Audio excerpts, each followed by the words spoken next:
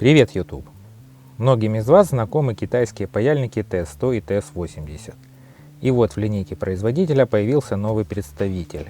Сегодня обозреваем паяльник TS80P. Посмотрим, чем он отличается от предшественника, насколько удобен в работе, и запитав его от пауэрбанка, устроим поединок с немецкой паяльной станцией. В итоге узнаем, достоин ли он звания самого крутого паяльника на AliExpress. С вами Хмурик. Поехали!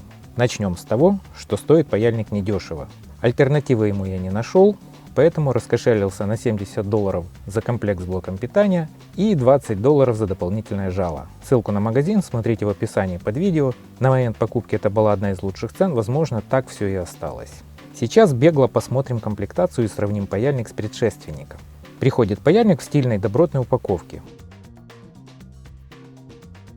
Внутри две коробочки.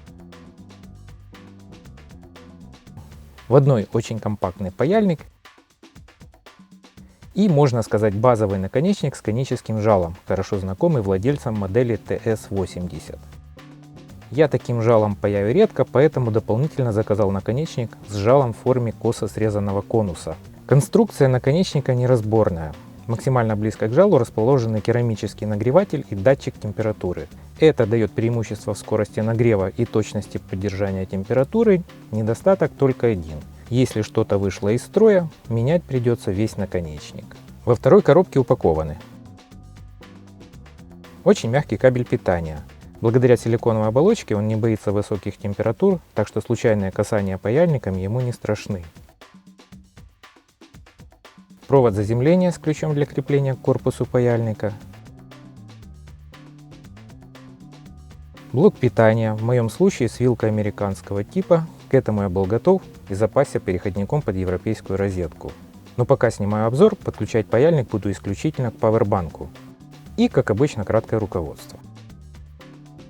На первый взгляд, новый паяльник очень похож на предыдущую модель TS80. Корпус все так же сделан из алюминия и очень легкий. Однако у TS80P рукоятка расширяется за счет выталкивателя жала. Достаточно на него нажать, чтобы наконечник освободился, и без усилий можно было вынуть его из гнезда паяльника. За счет этого расширения в руке паяльник сидит очень удобно. Главное же его отличие – выходная мощность, увеличена с 18 до 30 Вт. Рабочий диапазон температур не изменился – от 100 до 400 градусов Цельсия. Но температуру в 300 градусов он достигнет примерно за 8 секунд, что на 10 секунд быстрее TS80. Слишком маленькая мощность и не самая удачная эргономика TS80 стали причинами, по которым я его не купил. После паяльника от немецкой паяльной станции Веллер хотелось чего-то подобного, и смотрите, насколько они похожи с новым паяльником. Такое впечатление, что китайцы взяли пару уроков по эргономике у немцев, что лично меня более чем устраивает. На этом основные отличия от предыдущей модели заканчиваются. Стоит ли владельцам TS80 переходить на TS80P? Это зависит от личных предпочтений и от того, что вы паяете. Если вы работаете в основном с печатными платами и SMD компонентами, то легко можно обойтись 80-м.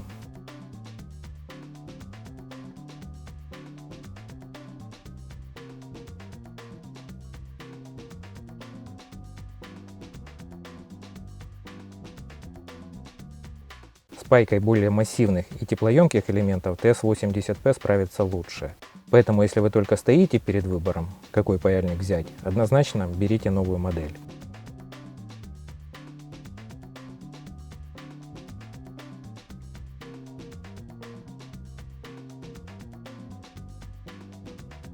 Переходим к испытаниям.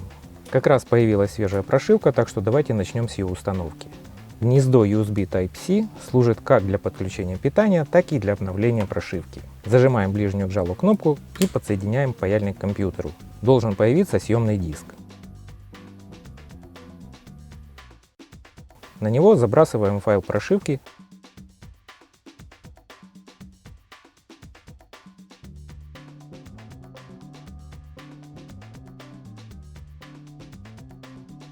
И убеждаемся, что расширение файла поменялось на RDI, сокращение от Ready, то есть готов. Это означает, что прошивку паяльник проглотил, установил и все прошло в штатном режиме. После включения паяльник находится в режиме ожидания. Из этого режима мы можем запустить нагрев, нажав левую клавишу, или перейти в меню настроек, нажав правую. Давайте пройдемся по меню. Первый параметр, который мы видим, это стартовая рабочая температура. Чтобы поменять ее, длительно нажимаем на левую клавишу и после перехода в режим изменения задаем необходимое значение. Шаг изменения температуры в 10 градусов для меня слишком грубо. Чуть дальше задам меньшее значение. Ждем пару секунд, чтобы изменения сохранились.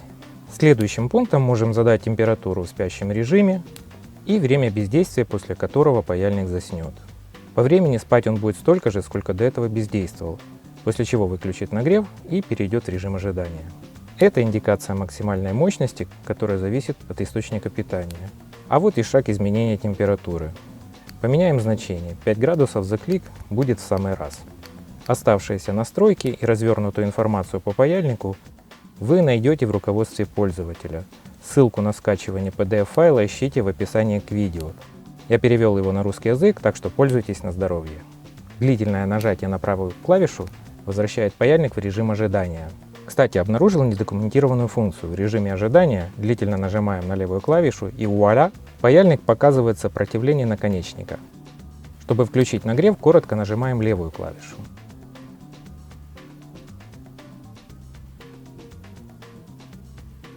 Температуру паяльник набирает быстро и держит очень уверенно. Если надо оперативно ее изменить, длительно нажимаем левую клавишу и задаем необходимое значение.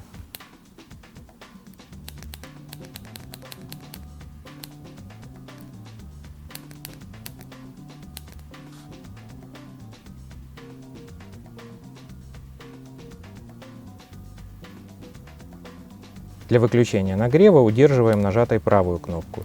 Через секунду запустится режим ожидания. Благодаря встроенному акселерометру паяльник отслеживает свое состояние. И если остается неподвижным в течение заданного времени, то автоматически переходит в спящий режим. При этом жало остывает до заданной температуры. Но стоит взять паяльник в руки, и он сразу же нагреется.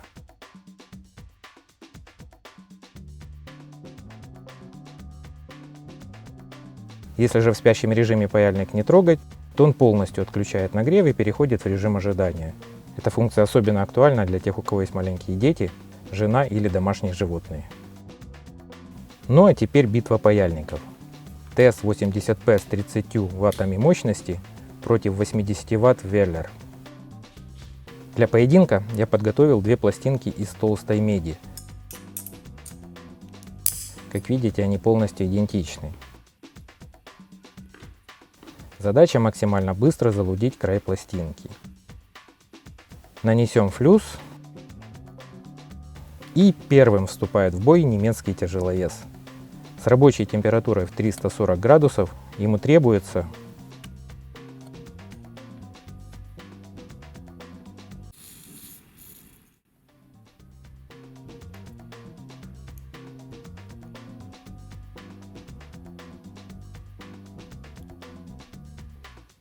11 секунд для достижения результата. А теперь китайский легковес с такой же рабочей температурой. Только питание у него не от сети, а автономное от павербанка.